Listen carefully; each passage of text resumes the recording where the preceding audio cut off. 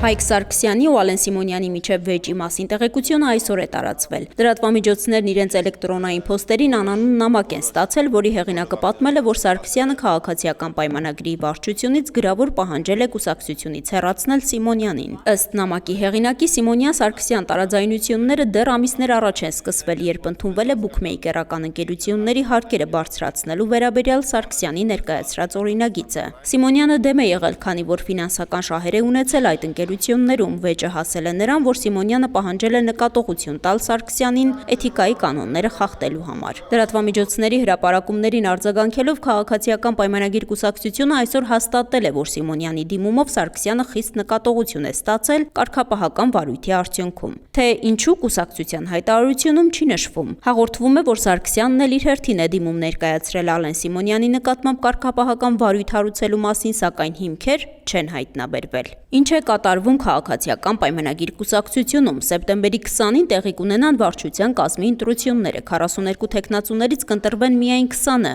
Սա վճռորոշ ընտրություն կլինի 2026-ին սպասվող խորհրդարանական ընտրություններին ընդառաջ։ Կլանային պայքար է գնում։ Պայքարում են իրականում ոչ այդքան վարչության կազմում լինելու համար, թեպետ դա էլ են անում, բայց դա նաև, այսպես ասենք, կանանց լույս է վառում իրենց պատկերացմամբ, իրենց համար ապագայում կամ ազգային ժողով մտնելու համար նախընտրական ցուցակով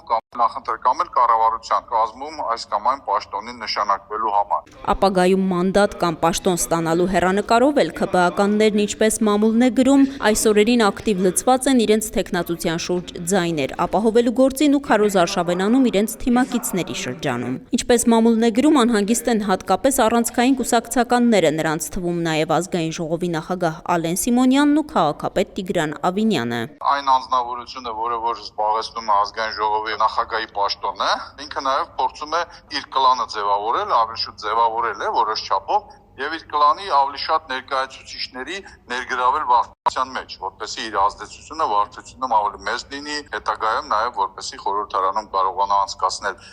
իր կլանի հնարավորինս շատ ներկայացուցիչներ, որպեսզի կարողանա նաև ազգային ժողովում փորձի իր այսօրվա կարգավիճակը պահել, որովհետև ես վստահ չեմ, որ այլ հավակնորդներ չկան այսօրվա իր պաշտոնի։ Քաղաքագետը նշում է, վարչության այս ընտրություններին ներկուսակցական հակասությունները սրվել ավելի տեսանելի են դարձել, հատկապես այն պատճառով, որ ՔՊԱ-ականները գիտակցում են, առաջիկա ձևավորվելիք խորհրդարանում կարող են չունենալ ներկա քանակի ձայներ։ Բոլորը փորձում են այն կրճատված լիմիտի համար պայքարել։ Դրա համար էլ ամեն ինչ սուր է, դրա համար էլ ամեն ինչ դուրս է գալիս ջրի երես։ Այդ իսկ պատճառով շատերը նաև փորձում են ըստ էության հանրային կարծիք ձևավորել իրենց մրցակիցների, հակառակորդների, երբեմն արդեն անձնական թշնամիների նկատմամբ, այդ թվում նաև ինֆորմացիաներ սփռելով մամուլում։ Ընտրություններին ընդառաջ թեժ պայքար է նաև ՔՊԱ-ական կանանց շրջանում։ Փաշինյանի դիրքորոշումը ըստ մամուլի տեղեկությունների այն է, որ այդ ցուցակում պետք է լինեն հնարավորինս քիչ վարկաբեկված կանայք։ Քաղաքագետները նշում են, անկախ այն հանգամանքից, թե ինչպես կընթանա քվեարկությունը, ցուցակում կհայտնվեն նրանք, որոնց ներկայությունը ցանկալի կլինի Նիկոլ Փաշինյանի համար։